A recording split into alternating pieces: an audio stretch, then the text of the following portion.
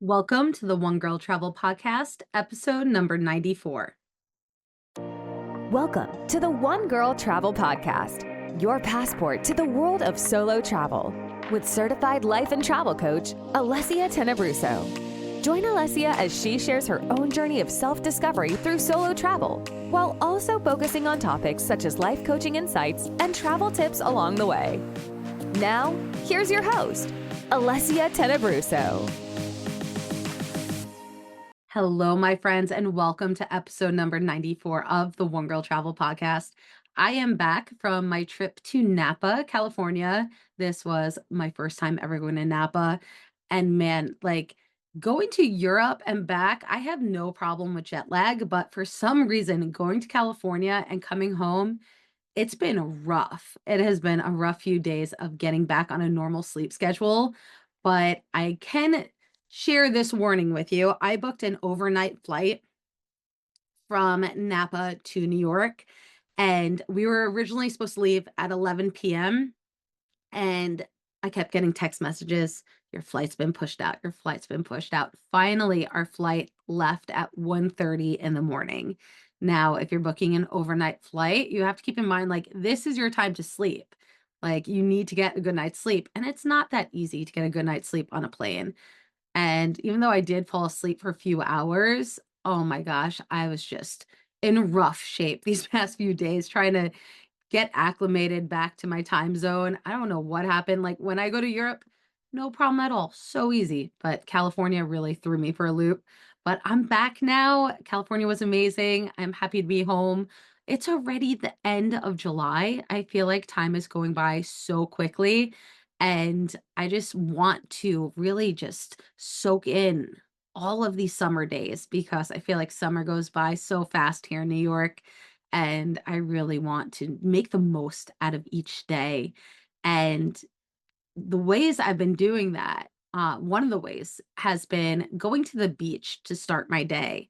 And I do want to do this more often, but I do it when I can, where I just pack my bag, I head to the beach by myself super early, and I just enjoy a few hours at the beach alone. And when I do things like this, when I travel by myself or just do local outings by myself, I always reminisce about how uncomfortable I used to feel in my own company. And I know many of you might still feel this way, where you're not comfortable being alone. You want somebody else with you to chat, to talk to, whatever. But the thought of being alone on a trip or at the beach, at a restaurant, whatever, feels uncomfortable to you. And it felt very uncomfortable for me in the beginning when I first started my solo travel journey. But over time, I learned to absolutely enjoy being by myself and spending time by myself. And the reason for that is because I learned how to become my own best friend. And that is today's podcast topic. We're going to talk about how to be your own best friend because I truly think it is the most important thing in the world. It is so important to have your own back, to support yourself, to love yourself. And I want to share ways for you to embrace becoming your own best friend, even if it feels super uncomfortable right now. So let's get into it. I want to start with this quote by Diane von Furstenberg because I think this is the perfect quote for this episode. It goes, "When a woman becomes her own best friend, life is easier. The most important relationship in your life is a relationship you have with yourself." And this is so true. You have to love yourself first before anyone can even love you the way that you want to be loved. You have to set the standard. You have to just love yourself and make an example of how you want to be loved so everybody else knows how to show up for you. So once you become your own best friend, life is truly easier because then you don't have to wait on anybody else. You can do anything at any time and enjoy yourself. And it just feels like freedom. So keep that quote in mind, write it down, whatever you have to do to just remind yourself that being your best friend is the best thing that you can do for yourself. So, what does it mean when you become your own best friend? What that means is you're speaking to yourself with love and encouragement. You're acknowledging and celebrating your achievements, no matter how small they might be. You're offering yourself grace and forgiveness when you make mistakes. And you prioritize your needs and well being without feeling guilty. Now, with that in mind, let me ask you these two questions. How do you currently treat yourself in comparison to how you treat your closest friends? And can you think of a recent situation where you could have been more compassionate towards yourself? Now, I don't know about you, but I'm just assuming that you are probably similar to me, where I treat everybody else, or I used to treat everybody else so much better than I was treating myself. I was so considerate of everybody else's needs and wants and feelings, and it came at the expense of not paying any attention to mine, allowing myself to feel like crap because I was trying to bring everybody else up and being attentive to them and how they felt. And I was struggling. But in my head, I was like, it's okay because I'm taking care of them. I have to take care of them. They're more important. And I'm here to tell you that it's not true. You are important. You are worth the effort. You need to fill your cup up first before you can help other people. I'm sure you've heard that a million times, but it is so true. You cannot constantly be giving and just sharing and supporting everybody else if you're not giving yourself that same attention and love. You need to treat yourself the way that you want to be treated. Set the standard so that everybody else knows how to treat you. But really think about, how are you currently treating yourself in comparison to the people around you? And then a recent situation where you could have been more compassionate towards yourself. How are you speaking to yourself? I'm sure you've heard this also, like, speak to yourself the way that you would speak to your best friend. If you wouldn't tell your best friend, oh, you look so fat. Oh, you're so stupid. Oh man, that pimple makes you look ugly. Like, you wouldn't say that to somebody else. Why are you saying that to yourself? Stop being mean to yourself. Support yourself. Love yourself. Celebrate yourself. Just stop being mean. Stop speaking to yourself poorly. It's not it's not helpful. You might think it's helpful in the moment, but it's not. It's keeping you stuck. It's keeping you playing small. You need to reassess how you show up for yourself, how you speak to yourself, how you respect yourself. So there are so many benefits of having a strong relationship with yourself. And the first one is increased self-confidence. I know for me, I was not confident when I began my solo travel journey, my whole evolution back in 2012. I was not confident at all. I didn't like myself. I did not have much faith in myself. I didn't like being with myself. I felt uncomfortable in my own skin. But the more that I spent time with myself, the more I worked on my relationship with myself, that's when my confidence grew. And when you trust and believe in yourself, you're naturally going to feel confident. And it's this self assurance that allows you to take on new challenges that you want in life and pursue your goals, knowing that you're capable because you actually believe in yourself. You have your own back. And that is so powerful. The next benefit is improved mental health. When you are your own best friend, you act as a buffer against stress and anxiety and depression because you're providing yourself with the emotional support that you need, that you don't need to get from other people. You're able to navigate the life's ups and downs with yourself because you understand who you are, and you're taking time to listen to yourself and to slow down and really figure out what it is you need in that moment. It also helps with decision making. So this is a big one for me because I used to be so indecisive. I used to ask everybody else, "Oh, what do you want to do? Oh, what do you like? I don't know." Like, it was annoying because that's how I always was. And now I am such a decision maker. I know exactly what I want to do when I want to do it. And also, I'm a Libra, and Libras are known to be indecisive. But now I'm like, I know exactly what I want to do. I don't have to ask anybody's opinions. It feels so good. Like, I hope everybody experiences this. But when you have that clear understanding of your values and your desires, You're going to make decisions that align with your true self. And that leads to a more authentic and satisfying life.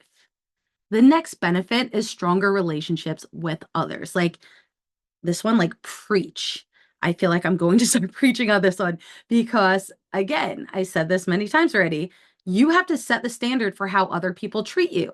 So when you're being your own best friend, that's setting the standard for how you expect to be treated by others. It helps you establish healthy boundaries, and it also helps attract positive and supportive relationships. When you are not your own best friend, if you don't have love for yourself, you're going to allow people to act a way that truly isn't respectful of who you are. You're accepting things that you should not be accepting. You need to put those boundaries in place. And the only way to really put those boundaries in place is when you have a strong love for yourself, when you respect yourself enough to set those boundaries, to let somebody know if you cross that boundary, you're out of my life. You're done. I'm not doing this with you. And that takes work. This is not an overnight thing. It takes work, but it is something that you need to do. Having boundaries in your life is going to make you so much happier and so much stronger. And it's about practicing those boundaries. Start setting little boundaries. And if somebody oversteps that boundary, let them know what the repercussion is. Don't keep going along with it. Don't keep letting them go over your boundary and staying around because that's not showing them what you deserve. You need to show them what you're willing to accept. And nobody should be accepting less than what you're giving or less than what you deserve. Finally, the last benefit is greater resilience. So when you have a strong self relationship, it's going to equip you with the resilience to bounce back from setbacks. You're going to learn to rely on your inner strength and your resourcefulness when you're going through difficult times. You have your own back. You're your own biggest cheerleader. You know that you can overcome whatever obstacles come in your way because you know what you're capable of. And that is so important to keep going, even though there's setbacks along your path. So I do want to tie in this topic with solo travel because solo travel for me was the catalyst from getting me from feeling uncomfortable, broken, shy, scared to confident and driven and loving myself. And for you, it doesn't have to be solo travel, but time by yourself, focused time by yourself that is intentional is so powerful because it allows you to discover what you're passionate about without the influence of other people. I know if you've been on a trip with somebody else and they want to go to the museum, they want to go to the park, but all you want to do is lay on a beach lounger and drink cocktails. Like you need to focus on what you want to do because that's going to fill you up. That's what you need in the moment. And if you're constantly giving into what other people want to do, if they want to run around to museums and stuff, you're going to get burnt out because all you want to do is relax. So rediscover what you're passionate about, whether it's on a solo trip or just spending time by yourself. Go for a walk and think about what it is that excites you. What did you used to enjoy when you were a child or before you got married or before you had kids? What made you you? And then start scheduling those things. Maybe you enjoyed hiking or going and trying new restaurants. Plan that for yourself. Go out and do it by yourself because those are all stepping stones in how you become your own best friend. And also, when you spend time by yourself, it's going to build that self-reliance where you know how to navigate unfamiliar environments, where you can problem solve or you can make decisions by yourself. You feel empowered because you are taking control of your life. You're not depending on other people. Give yourself that. Allow yourself to keep building up your reliance on yourself. That way you're unstoppable. You can go out and do anything. And also self-reflection. When you spend time by yourself, you have the time to listen to your own thoughts. And that can be terrifying. I know it freaked me out when I first started because my thoughts were not good thoughts. It was, what are you doing? Why are you doing this? This was wrong. Why? Like, are you crazy? This is nuts. What if, like, people are looking at you? It was just all of this fear that was coming up for me. But I allowed myself to listen to them. And then I got into course correction. I would have a thought, this was not a good idea. And I'd tell myself, this is something new. This is an experiment. So I can see if I enjoy this or not. This is temporary. Like, you just have to listen to yourself and then navigate those thoughts in a supportive way. That's going to help you get out of, that fear and being scared into something that's more empowering and supportive. And also celebrate being by yourself. When you're on your own and you're taking this time for yourself, reflect back on yourself that you are awesome. Like, you are a badass for sitting at a cafe by yourself and pampering yourself with this alone time, with this beautiful cup of coffee or this pastry. That this is self-care. Taking time for yourself and being alone and being with your thoughts and doing things that you enjoy is a form of self-care. So, one of the ways to really become your own best friend is to recognize your strengths and celebrate yourself.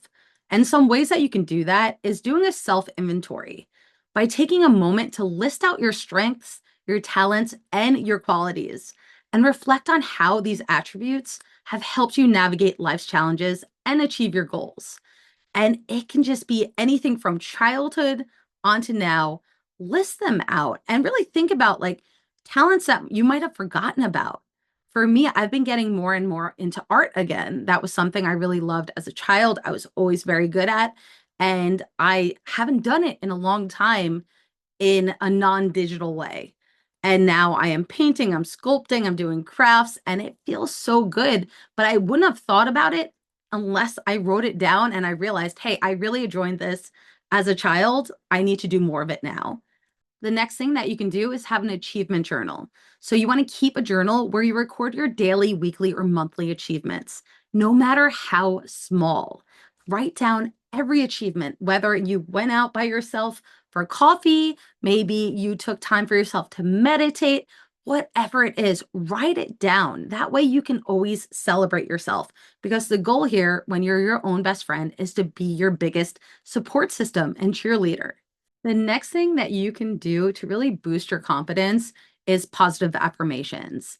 And I know we all probably heard of positive affirmations, but we all don't do it.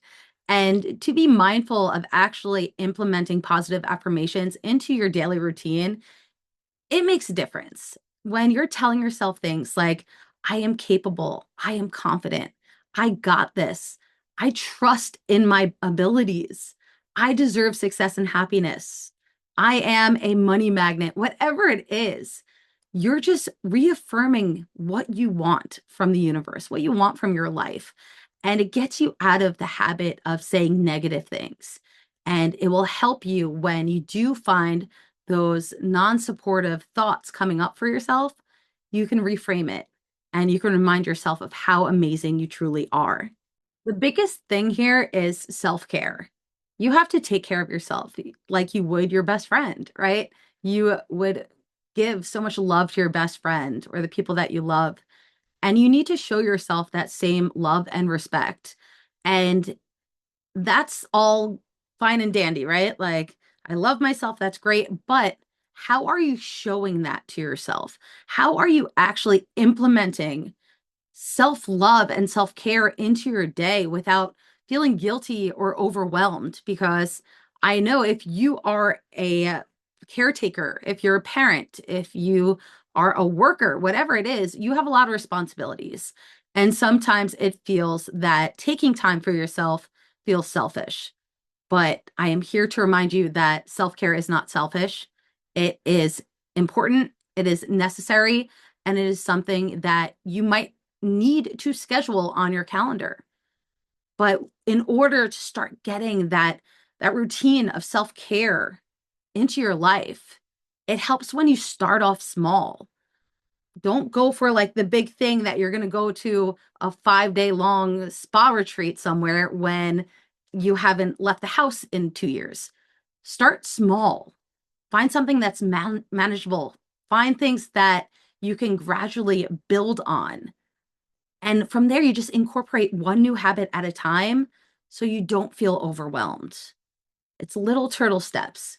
Try something else, let it grow, and let it just blossom into what feels good to you. And like I said, scheduling self care. Treat self care as an essential appointment, just like you would for your doctors, for your work appointments, for your kids, whatever events. Put it on your calendar. Make that a non negotiable for yourself that you have this planned and this is for you. And I'm sure you will try to talk yourself out of it and be like, oh no, I can wait until next week or next month. Don't do that.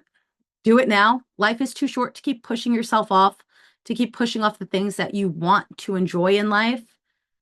Let yourself be the priority and schedule those things. And then you can also combine activities. So you can take these self-care things that you want to do and add them into your existing routine. So let's say that, you put on your makeup every day for work. Listen to a podcast while you're doing it. Or maybe while you're driving to work, do a few deep breaths just to ground yourself. There's these little ways of showing yourself love that you can just do throughout your day that don't really take that much extra effort. And also be flexible. Understand that self-care routines might need to be changed because there are different circumstances that come up. Don't add extra stress because you're trying to show yourself self-love and it feels stressful and hard. Just adapt, change things around, allow yourself to show yourself grace and just go from there, but still make it a priority without beating yourself up about it. And then also seek support if you need some help with your self-care, with your goals that you want to start implementing in your life, maybe chat with a friend who's going through something similar, or maybe join a meetup group with people that have the same interests.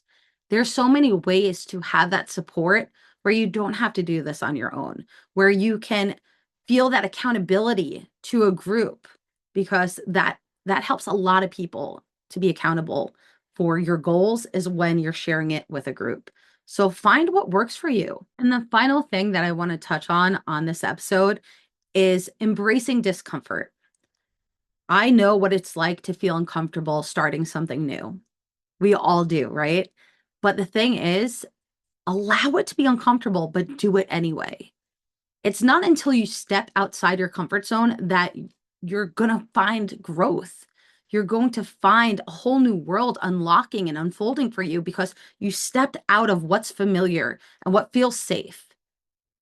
And what feels safe to you right now is probably the thing that's holding you back. So it's really not safe. It's keeping you stuck. It's keeping you small.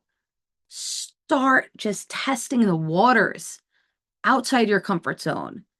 And that means if you're not comfortable doing anything alone, start doing something alone. Start by going to a cafe and getting a coffee and just sitting there without a book, without a phone, without a distraction, and just be alone with your thoughts. And then just write it down if you need, like whatever you have to do to just be aware of yourself in that moment. Look around you, look at the details of the cafe, smell your coffee, look at what people are wearing, just be present. There's so many things that keep us stuck due to fear, due to not knowing how it's going to turn out because it's not something we ever did before, or it's something we haven't done in a long time, and we don't know if we're going to succeed or not. But the thing is, if you don't try, then you failed. You can't fail if you try. All it is it's an experiment. You try and you see if you like it, you see if it works, and if it doesn't, you pivot and you alter your course and you figure out how to make it work. And that's what life is. And that's what being your own best friend is. You don't allow your best friend to give up on their dreams or just to not live their life out of fear. You cheer them on. You tell them that they're capable. Do the same thing for yourself. There is so much living to do. And it breaks my heart to think about, I'm going to say women in this case, but everybody. There's so many people out there that aren't truly living their life because they're scared to step outside their comfort zone. They're scared to try something new. They're scared of failing. You got to get over that if you want to live and if you want to live the life that you've always wanted. It's time to start stepping up. It's time to start being bold. It's time to start loving yourself. Love yourself so much that you have your own back to do anything that you desire in this life. And if you need support, I am here for you, whether it's through life coaching or whether it's with your business. I got you. So reach out to me, click the link in show notes, and book a discovery call with me, because my goal here is to make sure that everybody is going after their dreams, that everybody is living a life that they love and they feel good about, and they're loving themselves throughout all of it. And I'm so passionate about this. And I really hope that this message hits for you, that you get it, and that it motivates you to go out and start really becoming your own best friend. So until next time, I will see you next week. Bye. Thanks so much for tuning in to this episode of the One Girl Travel Podcast. If you're enjoying the show, please feel free to rate, subscribe, and leave a review wherever you listen to your podcasts. You can find out more about your host on our website, onegirltravel.com, or follow her on Instagram, Facebook, Pinterest, and TikTok.